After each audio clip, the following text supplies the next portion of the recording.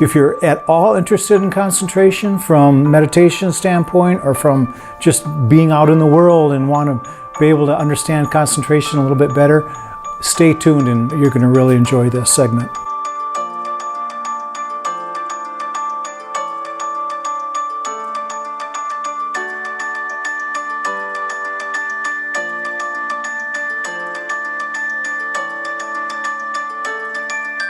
So we are meditators. Anyway, if you're watching this, most likely you're a meditator, or at least you have an interest in meditation. What kind of meditation do we practice? That's another story. We could be practicing mindfulness, we could be practicing concentration practices, we could be practicing what is called a choiceless awareness, these different things. We could be listening to guided meditations. We might have a practice where we use a mantra for our meditation object. In other words, what do we focus on? Do we focus on the breath? Do we focus on sounds? Do we focus on verbal words? Are we contemplating? Are we corralling a topic and are we focusing on that as our meditation object? Are we using a visual object? Are we creating something in our vision and using that as our object? So there's many different ways to look at meditation, many different ways to use it. But I wanted to talk about particularly the difference between concentration meditation and mindfulness, insight or vipassana, choiceless awareness. These types of practices are different than concentration. Not that one isn't even any better or one that is more advanced than the other, but it's just a fact that these two things are different. Now, when we talk about vipassana is basically, it's a Pali word that means clear seeing or a clear way to see, a different way to see. And it whichever way we describe it or define it, it points out that there's clarity involved.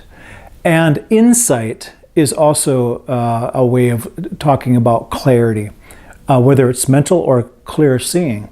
Insight and vipassana are the same practice. They originate from the Buddhist practice, and they do have a fair amount of mindfulness-based interests and practice built in with them. Although some people would say that mindfulness is a byproduct of a meditation practice, it can also be a part of the practice. So when we are practicing insight or vipassana, we are focusing on an object, whatever it might be. A lot of people use the breath, and from that, our thoughts start slowing down and we're more easily able to watch them or notice them or be aware of them when they come up. So we might notice, we might perceive the sensations of the body or sensations of desiring this or not wanting this particular thing that we come into contact with. We want to be very, very keen and very in tune to what we're seeing, hearing, smelling, tasting, and touching. And when something arises, it could be a feeling, a mood, an emotion, anything like that. And our job as a meditator, if we're doing this kind of practice, is to notice these kinds of things. We use an object, we focus our attention on an object, our attention wanders off, and we come back to that object. And so that's the primary action, you could say, of the meditation, is to focus on that object. Our attention leaves and we come back to the object. And what we're talking about as far as noticing these things, these are the things that we notice while we're doing this activity. And again, we have to have an object to focus on, otherwise we'll just be thinking, we'll just be doing what we normally do, which is whatever we do with our minds. We think about the past and we think about the future. On the other hand, concentration practice is when we focus on an object, a meditation object, and we are not concerned at all about what comes up. We don't care about the feelings, the sensations, the moods, or the emotions. We don't care what we are seeing, hearing, smelling, tasting, visualizing, anything like this. Because our job is to become absorbed into that meditation object. You and that meditation object should become one. If I'm meditating and using my finger, or let's say my fingernail to be more precise, as my meditation object, that fingernail and my perception of it would be the same. There would be no I and me watching this, looking at this fingernail, and this fingernail would not be outside of my my perception. We would be one. Let's say we create a visualization of a disc, and this disc is like a velvet color, a violet color, I'm sorry.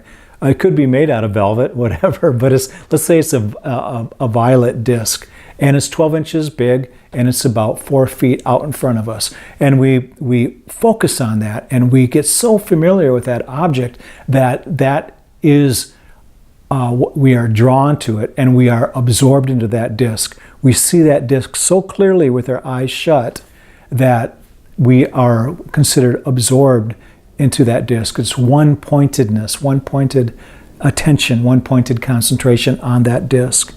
And what happens with that, a lot of people would say, what good is that? What happens during that process?